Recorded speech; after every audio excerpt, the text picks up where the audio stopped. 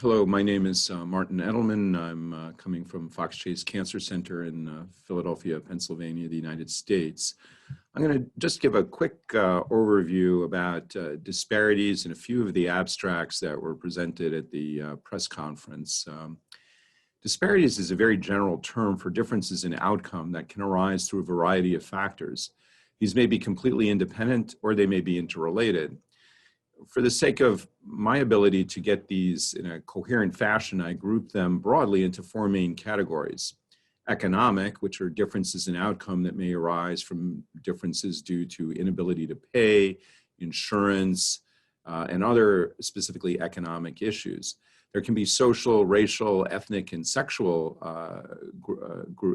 grouping, and these differences, disparities rather, and these differences in outcome may occur due to membership in groups that may be defined in a variety of ways.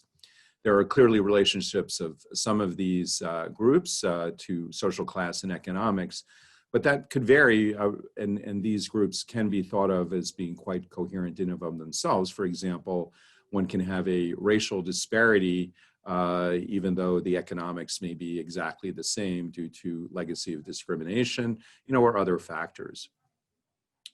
There can be geographic disparities, and these can occur both due to residents in remote areas or residents in areas that may be poorly served, such as inner cities areas.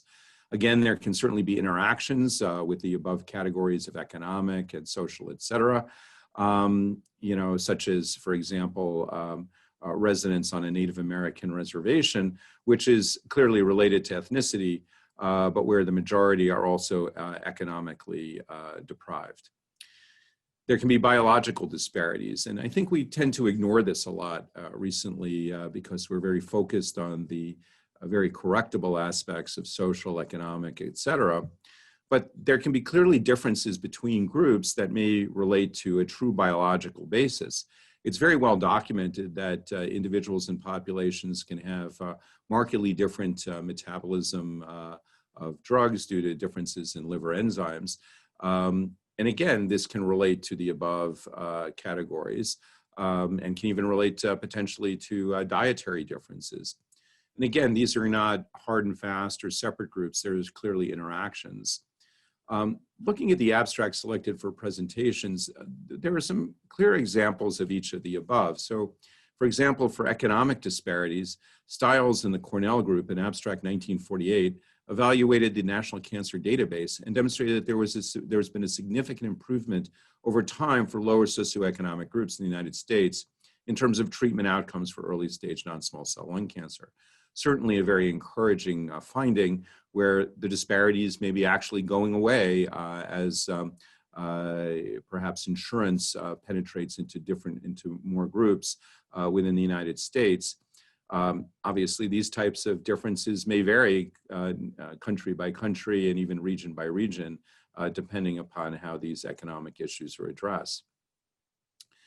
For the disparities that can be defined by social groups, et cetera, there were two abstracts from Mount Sinai in New York, numbers 3133 and 3738 from Drs. Xi and Li, respectively, dealing with sexual minorities, specifically those in the LGBTQ community, and demonstrated that there are differences not only between members of those communities and the heterosexual population in terms of lung cancer screening, access to care, and other issues, but also within the group itself. The abstracts demonstrate considerable heterogeneity. For example, the bisexual group had a very high rate of smoking of 28.9%, more than double that of heterosexuals, and further that transgender individuals have a fairly high rate of alcohol use and less healthcare access than homosexuals. So even within a specific group, there can be considerable heterogeneity, which may need to be addressed. In geographic disparity, Zhang from Sun Yat-sen University, abstract 3531 in Guangzhou, presents data that evaluates lung cancer incidence worldwide and finds remarkable differences in incidence depending upon region. There are substantial variations depending upon the specific country and region, as well as by the age of the populations. Clearly, substantial social issues, as well as other factors, and particularly the nature of anti-tobacco legislation and rejection of smoking as an acceptable habit, can be responsible for many of these disparities, and are areas where we can positively intervene in coming years to decrease the burden of lung cancer.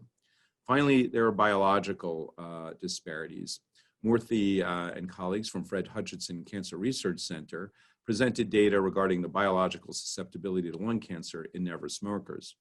This has been an area of considerable interest in the past 2 decades, given both the increasing numbers of patients, the clear geographic differences that have been noted, and the availability of highly active and highly specific targeted agents.